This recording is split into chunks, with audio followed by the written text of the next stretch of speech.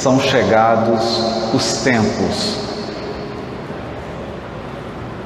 O Espiritismo, na condução do nosso codificador Allan Kardec, adentrou no mundo dos espíritos e de uma maneira muito peculiar nos esclarece sobre aspectos que antes foram abordados em várias civilizações, na literatura, mas muitas vezes com uma linguagem profundamente simbólica que dificultava a compreensão de todos, ou de uma maneira tão mística que o assunto foi conturbado, dificultando imensamente a compreensão do tema. E um desses temas é o desenrolar do desenvolvimento do orbe terreno. Para isso, nós gostaríamos de relembrar algumas balizas, alguns pontos fundamentais da codificação espírita que norteiam a nossa reflexão sobre esse tema. Na questão 41 de O Livro dos Espíritos, Kardec indaga: pode um mundo completamente formado desaparecer e disseminar-se de novo no espaço a matéria que o compõe? E os Espíritos respondem: sim, Deus renova os mundos como renova os seres vivos. Renova os mundos como renova os seres vivos. Aqui, então, numa visão amplamente universal, os Espíritos começam a treinar o nosso pensamento para devassar o ilimitado, o infinito da criação divina que se renova permanentemente para o bem. Na questão 780, Kardec pergunta: o progresso moral acompanha sempre o progresso intelectual? E os Espíritos respondem: decorre deste, mas nem sempre o segue imediatamente. O progresso moral decorre do progresso intelectual. E na questão 780A, por se tratar de uma resposta tão inusitada, o codificador pergunta: como pode o progresso intelectual engendrar o progresso moral? E os Espíritos, fazendo compreensíveis, abaixar um pouco, fazendo compreensíveis o bem e o mal, o homem desde então pode escolher. O desenvolvimento do livre-arbítrio acompanha o desenvolvimento da inteligência e aumenta a responsabilidade dos atos. Quanto maior a compreensão, maior o poder de escolha, e quanto maior o poder de escolha, maior a responsabilidade pelos nossos atos. É aqui que nasce o senso moral, filho da compreensão ampliada. O senso moral que decorre do desenvolvimento do intelecto. Em outra questão,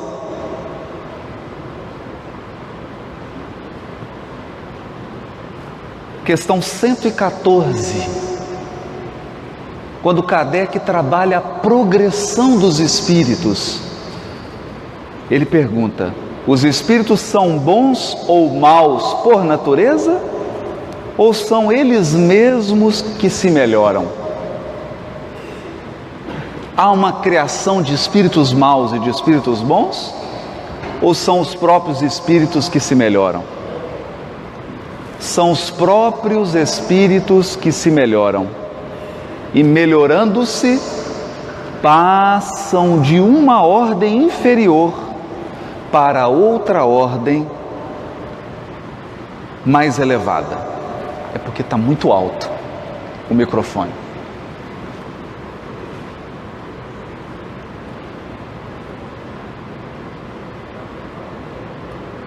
É assim que nós podemos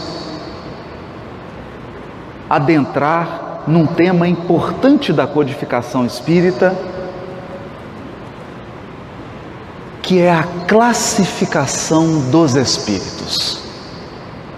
Na primeira ordem, os espíritos imperfeitos; na segunda ordem, os bons espíritos; e na terceira ordem, os espíritos puros, cuja característica dessa ordem é o completo desprendimento da matéria e uma superioridade intelectual e moral. Por que estamos relendo e redizendo todas essas questões? Para mostrar que, ao tratarmos do tema "São chegados os tempos", o Espiritismo não traz nenhum misticismo ou ideia fantasiosa. Ao contrário, a doutrina espírita nos mostra uma sequência natural do progresso individual e do progresso dos mundos. Portanto, no livro A Gênese, a conclusão de todo o raciocínio que estamos fazendo até agora está numa mensagem do Dr. Berry. No último capítulo do livro A Gênese, item 9. Olha o que esse espírito vai dizer. Sim, de certo a humanidade se transforma como já se transformou noutras épocas. E cada transformação se assinala por uma crise. Crise que é, para o gênero humano, o que são para os indivíduos as crises de crescimento. As crises, se tornam muitas vezes penosas, dolorosas e arrebatam consigo as gerações e as instituições, mas são sempre seguidas de uma fase de progresso material e progresso moral. A humanidade terrestre, tendo chegado a um desses períodos de crescimento, está em cheio, há quase um século, no trabalho da sua transformação, pelo que a vemos agitar-se de todos os lados, presa de uma espécie de febre com que é impelida por invisível força. Assim continuará, até que se haja outra vez estabilizado em novas bases. Quem a observar a Terra, achá-la-á muito mudada em seus costumes, em seu caráter, nas suas leis, em suas crenças, numa palavra, em todo o seu estado social. É aqui que nós podemos compreender a grandeza da abordagem espírita do tema. Ninguém sai da infância e ingressa na adolescência sem uma crise. É uma crise que se expressa no aspecto físico corporal, mas é também uma crise que se expressa no aspecto psicológico. Quando nós estamos na transição da infância para a adolescência, há uma mudança de voz, os hormônios se agitam, há uma crise de identidade, ora a gente quer ser criança, ora quer ser adulto, os gostos se misturam, os comportamentos se misturam, ora tendendo para uma maturidade, ora para uma puerilidade, para uma infantilidade, e nós atravessamos a crise. Ingressamos na adolescência.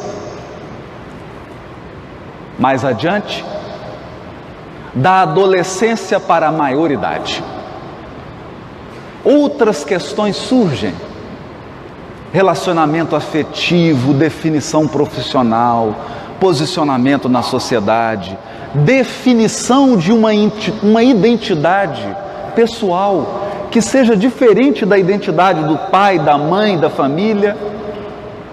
Mais adiante, outras crises virão, outras transformações, outros estágios. André Luiz nos sugere, aliás, retomando uma tradição místico-espiritual, de que a encarnação realmente se completa aos 7 anos de idade. E pensando as crises do desenvolvimento individual como estações da natureza, primavera, verão, outono e inverno, nós sabemos, ninguém consegue definir quando começa uma estação e termina, com exceção em Curitiba, porque em Curitiba, ano passado, o verão caiu numa quarta-feira. O resto foi chuvoso e frio. Brincadeira à parte, as estações se sucedem de uma maneira que nós não podemos determinar marcos temporais específicos. É como o pôr do sol. O dia acaba e a noite chega, mas é uma coisa que acontece de uma maneira tão suave que nós não podemos estabelecer marcos definidos. Mas sabemos que o dia está acabando. Sabemos identificar o crepúsculo. Aliás, essa sabedoria intrínseca da alma humana foi requisitada pelo próprio Cristo, quando respondeu aos fariseus: hipócritas, por que me pedis um sinal? Não sabeis quando a tempestade se aproxima? Não sabeis quando o fruto se torna maduro? Se nós conseguimos apreciar esses fenômenos que são leis da natureza, por que não conseguimos observar o nosso crescimento e desenvolvimento individual? Por que não conseguimos perceber as fases do crescimento e da evolução do próprio orbe? As leis são as mesmas. Então, seguindo aquele ciclo de 7, nós podemos demarcar que a reencarnação se concretiza aos 7 anos, depois teremos mais 7, e conseguimos enxergar que aos 14 anos, alguma coisa de relevante acontece. O indivíduo já está em plena adolescência. Mais 7 anos, 21 anos de idade. Uma data muito importante. Depois, 28, 35, 42, e assim por diante. as fases vão se sucedendo e nós vamos percorrendo degraus, não todos, mas de modo geral, degraus que significam, no primeiro estágio do nosso crescimento, o foco é o corpo físico. Do 0 aos 7, do 7 aos 14, dos 14 aos 21, nosso organismo passa por sucessivas mudanças físicas, hormonais, uma série de aspectos. Paralelamente a esse processo, esboça-se um outro tipo de crescimento. Paralelo, mas num outro ritmo, que é o desenvolvimento emocional. Assim é que as emoções de uma criança de 7 anos são diferentes das emoções de um adolescente de 14 e de um jovem de 21. Assim como as emoções de um jovem de 28, de uma jovem de 28, são diferentes de uma jovem de 21. Paralelamente a isso também temos um crescimento psicológico. A nossa psicologia interna se altera. A maneira como nos relacionamos, como nos enxergamos, como enxergamos o outro. Um desenvolvimento que se dá no nível psíquico. É claro que nem todos os encarnados chegam a um desenvolvimento psíquico. É assim que encontramos pessoas com 70 anos de idade e psiquicamente se comportando como adolescentes de 14. Mas não é a regra. A regra é que o desenvolvimento atinge as esferas psíquicas e há um outro gênero de crescimento individual, o progresso espiritual. É assim que a nossa experiência espiritual é uma aos 14 anos, mas é outra completamente diferente aos 42. Assim como a nossa experiência espiritual é muito diferente dos 42 para os 70 anos de idade. Observando então as pessoas, se nós olharmos para o lado, é isso que o Espírito está apontando. Vamos entender o que está acontecendo com a Terra. A Terra também passou pela sua infância. E o que se trabalha na infância? O aspecto material, o corpo. A Terra também passou por convulsões, definições de continentes, definição da sua forma geológica. Era a infância terrena, que os espíritos chamam de mundo primitivo. É quando um homem está num processo de desenvolvimento físico. Ele está se definindo como um planeta.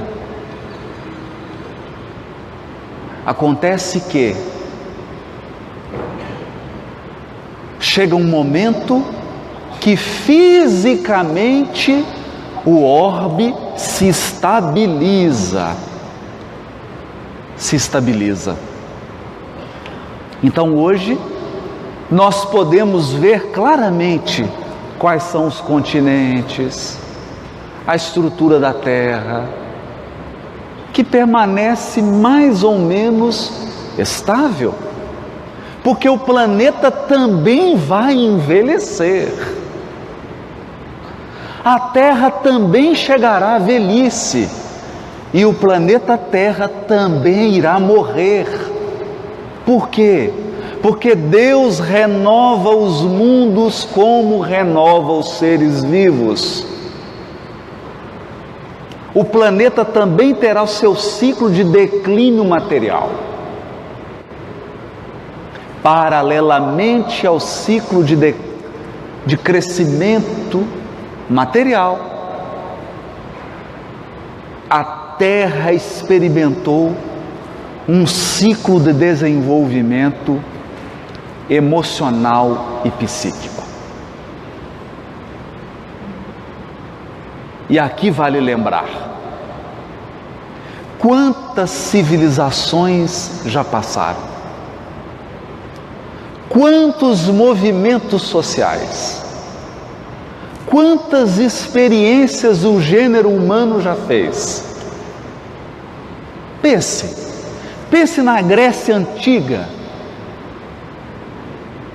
no século de Péricles, nos grandes filósofos que nasceram naquele século, impulsionaram o pensamento filosófico, construíram as bases da nossa civilização ocidental. E de outro lado, a antiga China, a Índia, também trabalhando a consolidação da civilização oriental. Grandes movimentos que constituem até hoje marcos da nossa experiência civilizatória. Tudo que fazemos lembra, de certo modo, o Oriente e o Ocidente. As marcas da China milenária e da Índia e as marcas da Grécia estão presentes hoje na estrutura comunitária da Terra. O que significa isso? Significa que nós,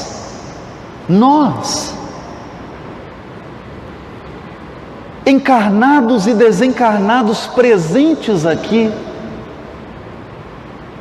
estagiamos nessas civilizações, fizemos essas experiências, no momento em que era preciso agregar aprendizados específicos ligados ao desenvolvimento do intelecto. Foi necessário que o homem abandonasse as cavernas e a vida primitiva de caçador e aprendesse a manipular o fogo, a manipular o ferro, o cobre, aprendesse a cultivar a terra, aprendesse a cuidar de animais, aprendesse a se estruturar socialmente através de um governo, de pequenas comunidades, e o resto todo mundo já sabe, é história. Quantos erros cometidos, quantos acertos, quantas experiências que podem ser aproveitadas e quantas experiências que devem ser descartadas. Tudo isso a Terra viveu. E no seu progresso intelectual atingiu as culminâncias do mundo grego e do mundo romano. O direito romano, a engenharia romana, o exército romano, as tradições políticas e econômicas do Império Romano. Depois o declínio de Roma, que entrega o seu patrimônio civilizatório para a Europa. Toda a história europeia, de erros e acertos, de truculências e de grandezas, de voos e de quedas desastrosas, construindo o intelecto humano, um desenvolvimento sem precedentes, até que a humanidade atinge um amadurecimento intelectual.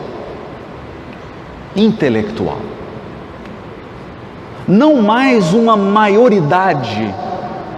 Se a Grécia e Roma representam a maioridade do intelecto humano, o iluminismo representa a maturidade da humanidade. proclamando agora a razão como uma luz que ilumina, a razão como um farol que nos ajuda a decidir entre o certo e o errado. É nesse contexto da evolução da Terra que a espiritualidade manda uma missionária, Joana d'Arc,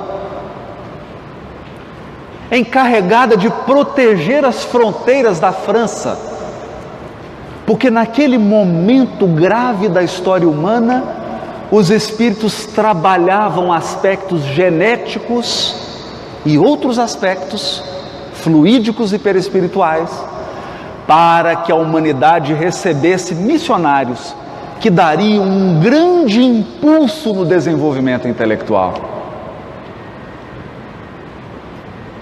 Surge então Revolução Francesa, Revolução Americana e todos os fatos que nós já conhecemos.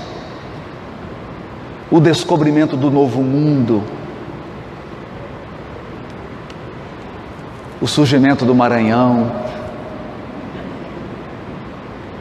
com todas as suas belezas, com os franceses, os holandeses, os portugueses, a experiência europeia sendo derramada no continente americano, especialmente no território brasileiro. E é nesse contexto de maturidade intelectual que a humanidade recebe da mão dos espíritos superiores, sob o comando do Cristo, o Espiritismo, que definiria uma nova visão de mundo, uma visão de mundo que iria germinar, semear em todas as áreas da experiência humana, na ciência, na filosofia, na religião, nas artes, na política, na economia.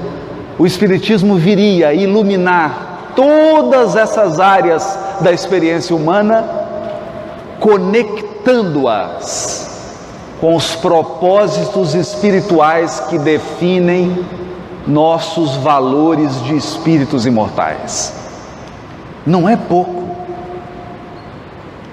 Hoje, quando nós vemos uma criança ser assassinada, isso nos comove. Não há ninguém hoje em sã consciência que esteja psiquicamente saudável que defenda uma violência contra uma criança, uma violência contra a mulher,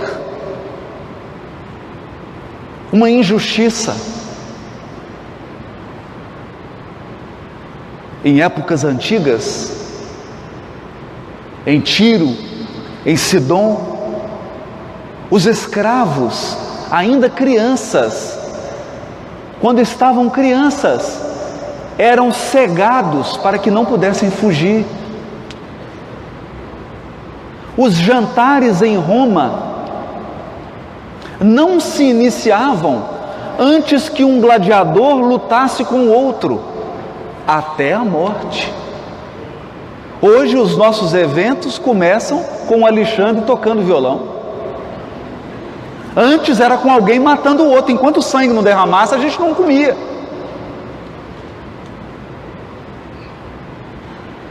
E isso fere a nossa sensibilidade. Por quê? Porque a humanidade conquistou um progresso intelectual. Ela conquistou, a duras penas, muitas mortes, muitas revoluções, muitas comoções sociais, para que a humanidade, enquanto gênero, alcançasse o patamar que alcança hoje. Surge então o século XX e o progresso intelectual dá um salto nunca antes visto. nunca antes visto. Se em 1902 você encontrasse alguém e dissesse para alguém que teria um aparelho, que você poderia conversar com uma pessoa em outro país, vendo a imagem dela, você seria internado no hospital psiquiátrico. Ou levado para uma sessão de exorcismo, porque seguramente você estaria com o diabo no corpo. Hoje, as comunicações deram um salto. E a renovação tecnológica é tão veloz que nenhum de nós hoje é capaz de prever como será em outubro de 2018. Ninguém se arrisca. Nós não sabemos nem como será o computador daqui 2 anos. Cada vez mais aeronaves cruzam os céus numa velocidade mais rápida. Processos de sincronização e GPS permitem que nós tenhamos mais aeronaves no céu do que no solo. O progresso intelectual segue com toda a sua força, mas se o progresso intelectual é uma onça pintada com fome, o progresso moral é uma tartaruga de barriga cheia.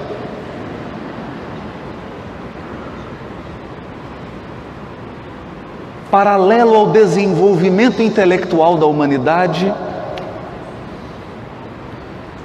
segue lentamente o desenvolvimento do senso moral. O senso moral é aquele aperfeiçoamento interior das almas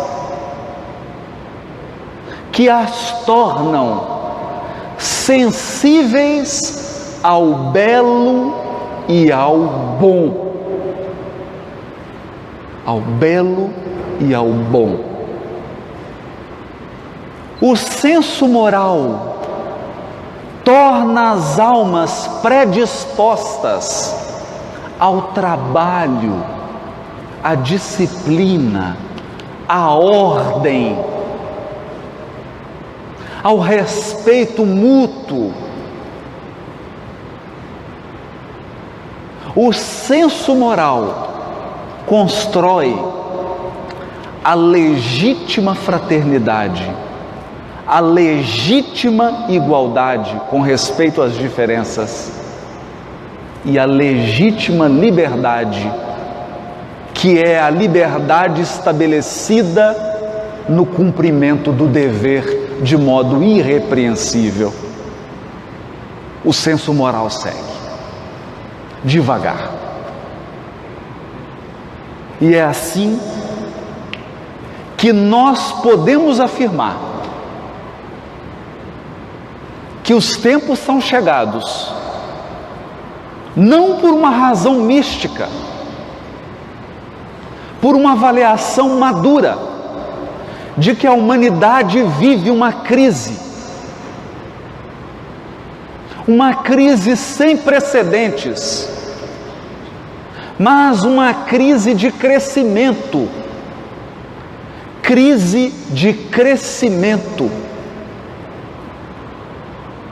Repara em uma criança cujos dentes começam a nascer. O que acontece com a criança? Ela fica nervosa, ela sente dor, ela fica agitada. Toda crise de crescimento produz ansiedade. Toda crise de crescimento produz angústia. Porque você não é mais o que era, mas ainda não é o que vai se tornar. Você está no meio do caminho. Você não está nem lá, nem cá. Está na mudança, na indefinição. Toda crise traz dor. E toda crise produz agitação. E essa agitação pode converter-se em violência. A crise que a humanidade vive foi definida pelo Espírito Emmanuel no livro A Caminho da Luz, através de uma metáfora. De uma metáfora. De um lado, o progresso intelectual, que Emmanuel define como o homem material. O homem material.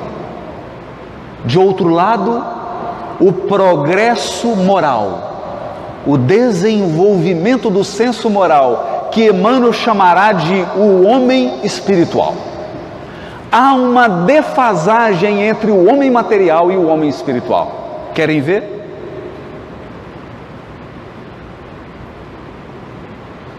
Hoje, aqui em São Luís, você dá entrada em um hospital.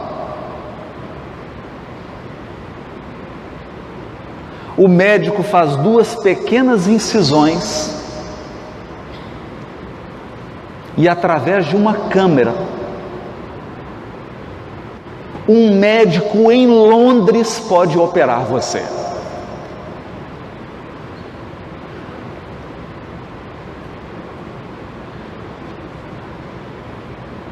Hoje, muitos têm filhos que estão em outros países e que estão assistindo a esse congresso agora ao vivo. Nesse momento, você sentado aqui em São Luís está assistindo essa palestra, mas tem alguém, tenho certeza que tem, no Japão assistindo essa palestra, na Alemanha, na Itália,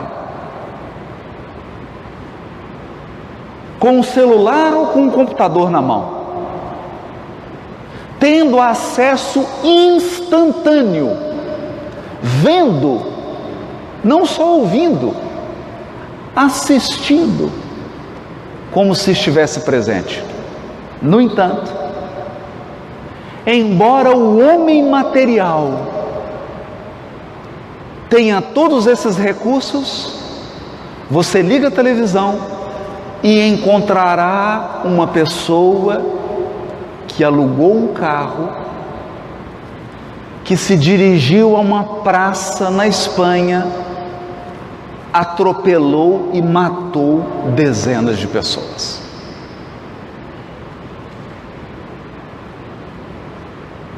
Se de um lado nós temos o encarnado, que vai para o aeroporto em São Luís, toma um avião, e algumas horas depois está em outro continente, simultaneamente, nós temos uma pessoa responsável pela guarda de uma creche, que põe fogo em várias crianças e põe fogo em si mesmo.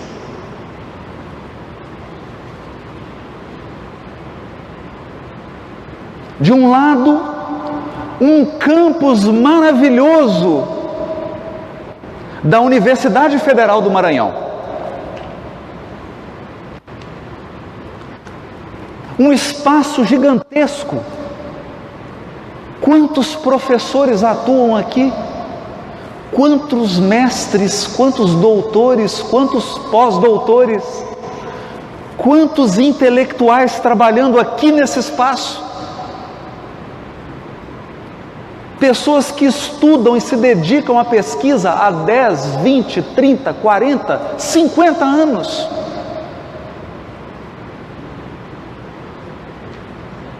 Com uma agudeza intelectual enorme.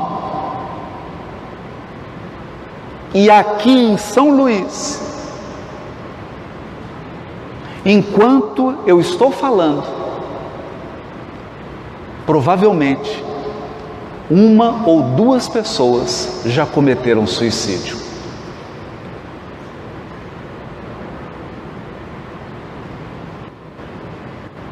Essa é a crise. Essa é a crise. O progresso intelectual e material foi gigantesco, foi enorme. Mas o progresso moral da criatura humana não deu conta de acompanhar.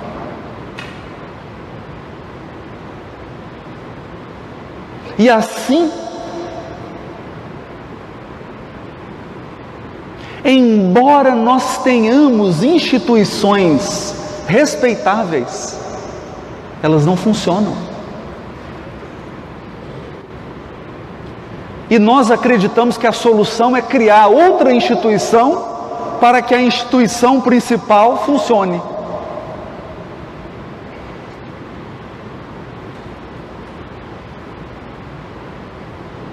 As instituições não funcionam.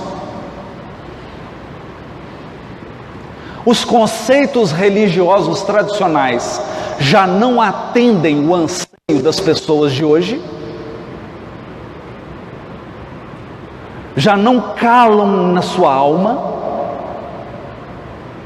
Não são capazes de consolar e esclarecer.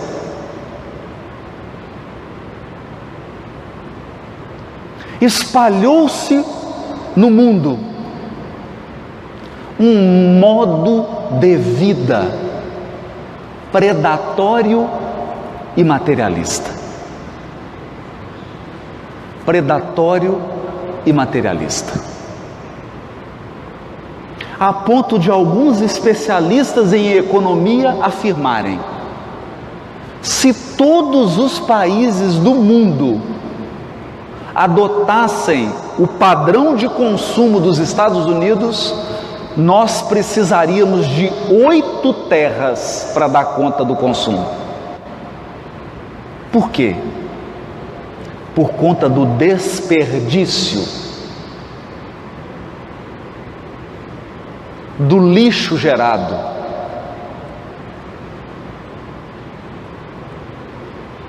Das pessoas que sentem angústia na alma e querem preencher esse vazio comprando coisas. Das pessoas que perderam o sentido da existência e querem preencher esse vazio ocupando cargos, inclusive no movimento espírita.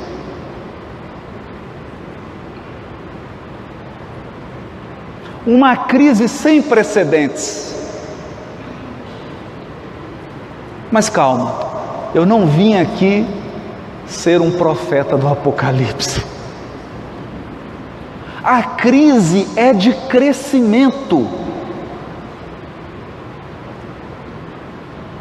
É de crescimento. O crescimento é inevitável, inexorável. Não há nenhum ser humano capaz de deter o progresso humano.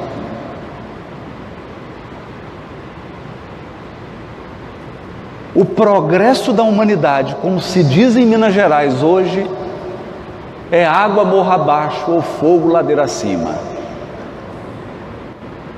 Não tem volta.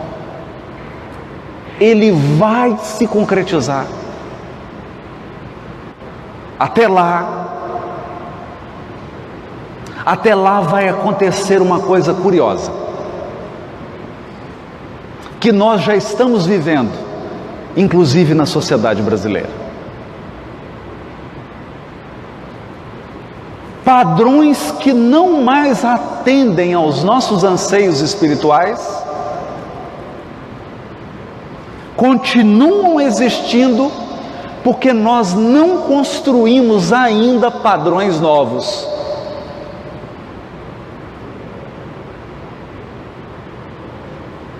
Então há uma coexistência entre o velho e o novo. O velho e o novo. É uma espécie de incoerência ou paradoxo do crescimento. Paradoxo do crescimento. Você é adolescente e tem certas horas do dia que você quer ser adulto, então você fala e a voz sai grossa. Tem certas horas que sua voz sai fina. Certos momentos você demanda do pai e da mãe que eles te tratem como um adulto. Certas horas você se comporta demandando tratamento que uma criança reclama. É um meio termo. Hoje nós caminhamos assim. Eu desejo que não tenha corrupção, mas faço de tudo para mascarar minha mala de mão para não ser pego no aeroporto.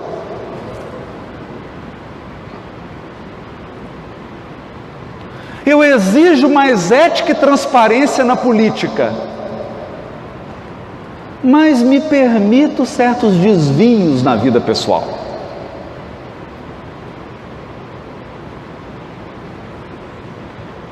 É uma crise do crescimento. Eu já percebo, mas o padrão antigo impera.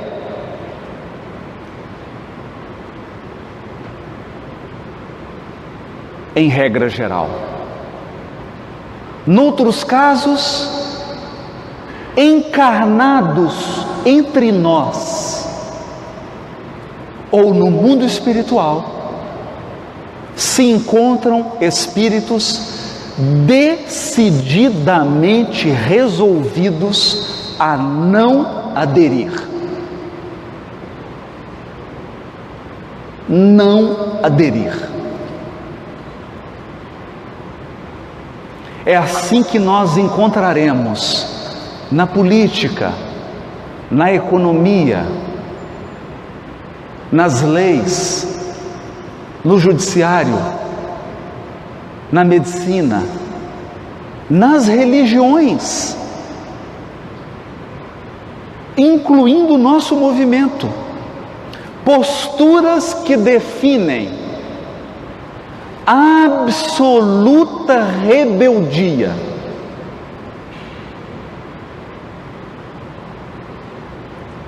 O espírito se define como alguém que quer, deseja e vai praticar o mal, custe o que custar.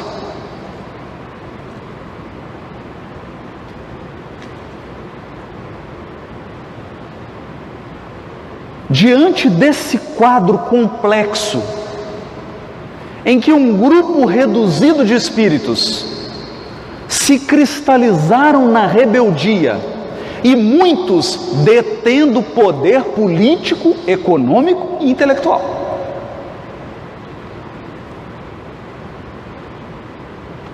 Alguns espíritos que não querem o progresso humano detêm poder econômico, ou detêm poder político, ou detêm poder intelectual. E representam polos de resistência. A abstração feita desse grupo, que é uma minoria, embora com um poder enorme, gigantesco, há uma multidão de encarnados e desencarnados que agem na inconsciência. que agem de modo instintivo, que agem no hábito. Eu quero um mundo mais limpo. No entanto, chupo o picolé e jogo a casca, jogo o plástico na janela do carro.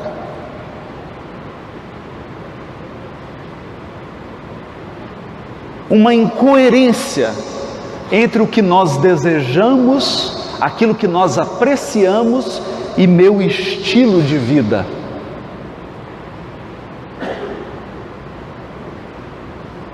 Uma multidão é então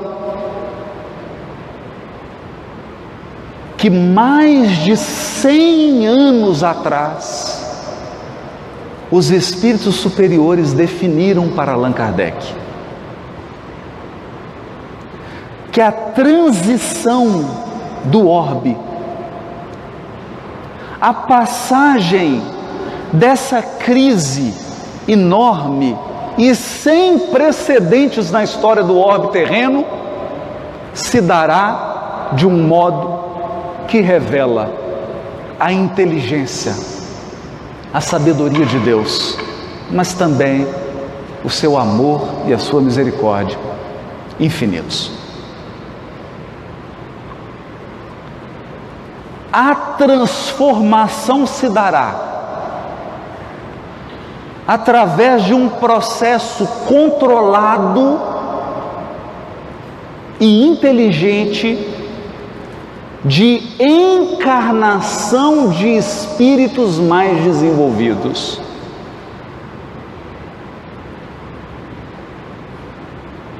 E esses espíritos, renascendo nos lares,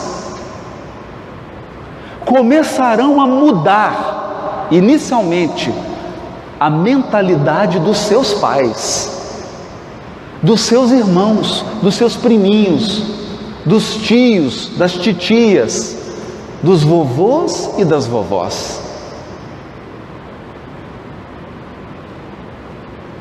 Eles então continuarão provocando uma mudança na escolinha em que eles serão conduzidos para serem educados. Mais tarde, nas suas profissões, nas suas vidas afetivas, na maneira como eles vivem em sociedade, eles implementarão novos hábitos. E então se cumprirá aquela profecia do Cristo a Levi: Levi, um dia compreenderás que os homens são mais frágeis do que perversos. Através dessa nova geração, e frisa Kardec fez questão de frisar no livro A Gênese, sem nenhuma mágica, os céus não vão se abrir, não vai acontecer nada com as estrelas, nenhum disco voador. Através de um processo natural, como sempre foi. Simplesmente na Grécia, em determinado século, nasce Péricles, nasce um conjunto de filósofos, centenas de missionários e mudam toda uma região do planeta e causam um impacto no desenvolvimento do orbe que é sentido até hoje. Pelo simples fato de que um grupo de espíritos reencarnaram. A mudança então virá por uma nova geração, que silenciosamente pela sua conduta nos convidará à coerência.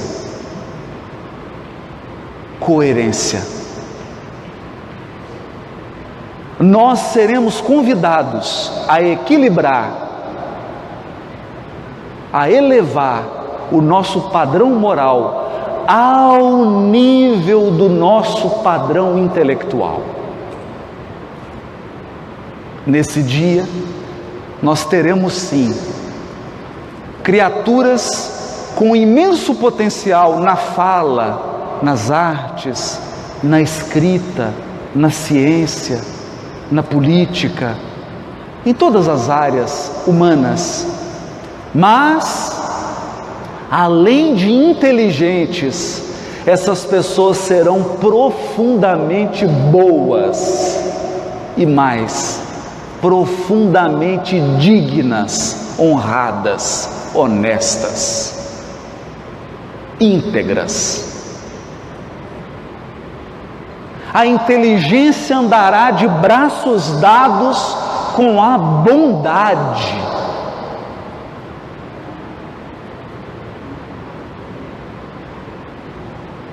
E nós poderemos novamente voltar a confiar. Confiar nas pessoas, confiar nas palavras. Confiar nas instituições, confiar nas leis. Confiar naqueles que exercem um papel preponderante na condução das comunidades, porque eles serão bons e eles estarão a serviço do crescimento da comunidade e não do interesse pessoal. Até lá, teremos que conviver com esse fim de paradigma. Fim de paradigma, com uma característica curiosa. O mal está cada vez mais engenhoso. O mal está cada vez mais ousado.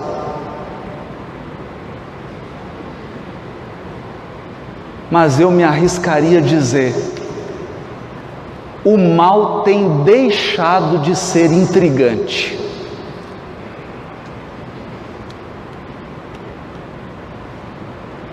Porque as pessoas devotadas ao mal, hoje, elas não têm vergonha de dizer. Elas assumem publicamente que querem o mal.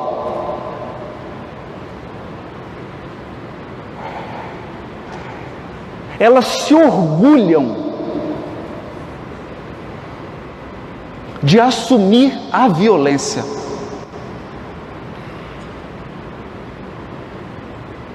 Elas se orgulham de assumir a ostentação material.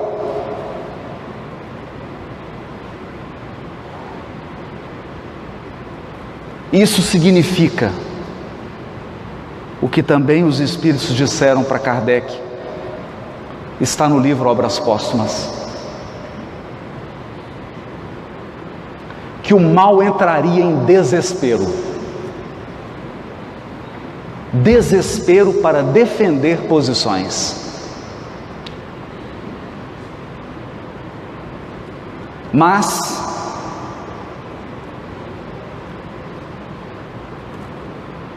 como ensinou Jesus a Mateus, quem governa o mundo é Deus.